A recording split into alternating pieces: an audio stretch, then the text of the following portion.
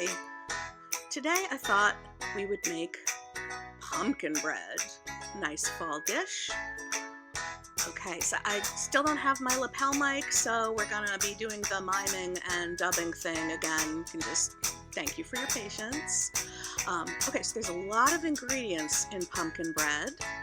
So many that I've got my recipe here because I don't think I'm gonna remember them all. Okay, so first we want to preheat our oven to 350 degrees. It's really important that you put your bread into a hot oven. What we have here is 2 1/4 cups of flour. We also have a bunch of spices. I've mixed them all together here, so let's see. I have 2 1/4 teaspoons of cinnamon, 1 1/2 teaspoons of ground ginger, 3/4 a teaspoon of nutmeg, and 3/8 of a teaspoon of cloves, and I've mixed them together.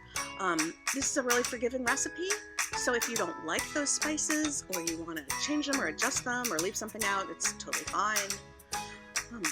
Okay, so then we're also going to add 1 1/2 teaspoons of baking soda, 3/8 of a teaspoon of baking powder, you need them both, and just 1/4 of a teaspoon of salt. We also have 1 1/2 cups of white sugar in there. We have 1/2 cup of brown sugar. I like dark brown, it's a little more flavorful, packed well. And for those of you who bake, don't get mad at me for using a liquid measuring cup for one and a dry measuring cup for the other. I did actually measure the sugar first and then add it to that liquid cup just so it would be easier. We're going to add the whole can of pumpkin. The original recipe only called for 3/4 of a can, which I find really stupid. What do you do with 1/4 of a can? You throw it away, so I adjusted the recipe. We're going to have 1/2 stick of butter, 4 tablespoons of butter. We're also going to have some milk. We'll have 1/2 cup of milk. We're just going to pretend there's milk in there. And about a teaspoon of vanilla. Oh, that's a lot of ingredients. Okay. Oh, wait. Oh my God. I almost forgot. We also need 3 eggs. Phew. Okay. So we're going to add to 1 small bowl the milk and a teaspoon of vanilla. I'm pretty mellow about how much a teaspoon is, but I like vanilla. Okay, in a second small bowl, we have our flour, all our spices, our baking soda, our baking powder, and our salt. And we're going to mix that well. Okay, mix well. And we're going to set it aside with the milk mixture we've set aside. We've also prepped the pumpkin. I've taken the top off so it's ready to go. And I'm going to set that aside as well. Now, in a larger bowl, like our main bowl, we have our butter. And we're adding the sugar, the white sugar and the brown sugar. Today, I remembered a spoon. I don't have to use my fingers. And you're going to mix this really well. I like to use a wooden mixing spoon. I think it works really well to mush the butter together with the sugar. Okay, so you can see now, a few minutes later, it looks kind of like sand. It's all incorporated. There's no chunks of butter in any way. And I have all my ingredients prepped and ready to go in. So first we're going to add the eggs. I like to add the eggs one at a time and mix them a little bit between each egg.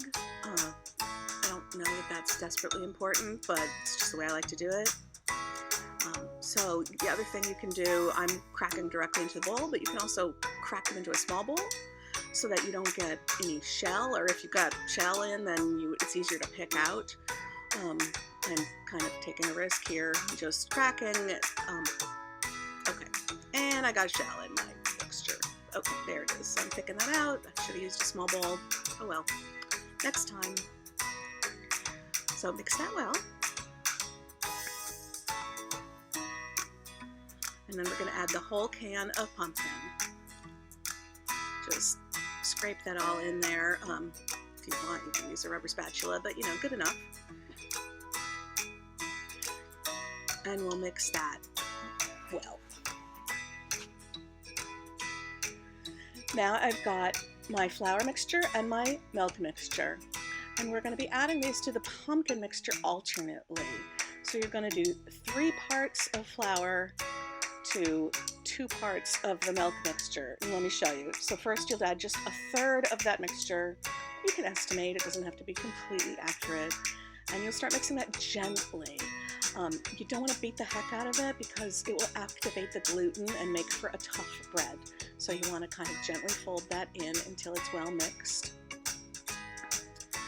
Then you're going to add half the milk mixture.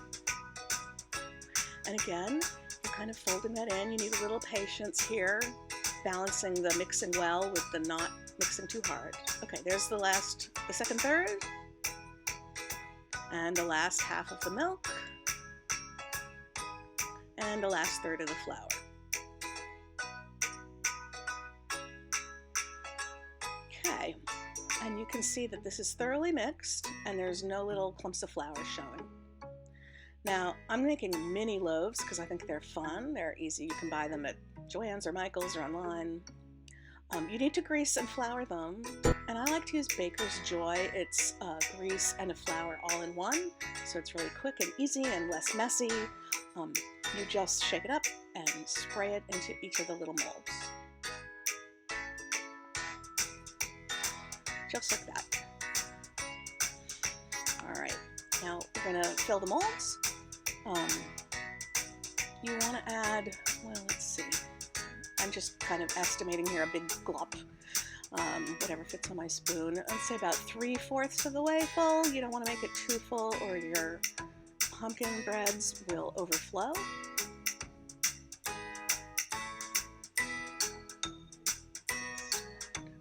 Okay, I'm just meeting with the edges. Now, I like to have currants in my pumpkin bread, not raisins. I like the little currants, and my kids don't like the currants. So what I tend to do is fill half the pan plain, and then I add my currants. You can see my cat keeps running around in the background. And mix that in. It's about 1/3 of a cup of currants. I'm kind of eyeballing this. I've obviously made this recipe a lot of times. And this is the last 4 little molds. Again, 3/4 full. And you may end up with a little extra batter left over if you're making these molds, and you can just make a second batch when the first batch is done. It should be okay. Okay, so into the oven it goes. How many minutes? It's about, 25 to 30 minutes. And then set the timer. Okay, we'll be back. Okay, so my timer's gone off. Let's take them out. They're looking really good, nice and puffy, and you can actually see which ones have the currants and which ones don't have the currants. You can see the little dots. Now, to make sure you know that they're actually done, I'm just going to show you that usually you just take a knife and you put it in and pull it out, and you can see there's nothing on the knife, nothing stuck, so it's completely cooked through. If there's any batter in there, you want to leave it a little longer. Now, once the muffins have cooled enough to touch, we're going to take them out of their little loaf pans. And here I am kind of neurotically putting the plain ones on one side and the currant ones on the other side. Oh, they look really good. So my favorite way to eat these, I like to cut them open and eat them with a little bit of butter and a little bit of honey. They hold together so nicely. And okay, butter's really slippery. Excuse my fingers. Excuse me.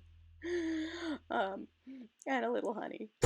These don't have a lot of butter in the batter. It's only 4 tablespoons in this whole recipe, so I don't really feel too guilty adding a little extra butter to one of the warm muffins. They're just delicious. Oh, those guys came out really nicely. All right, I'm gonna go finish this. Bye.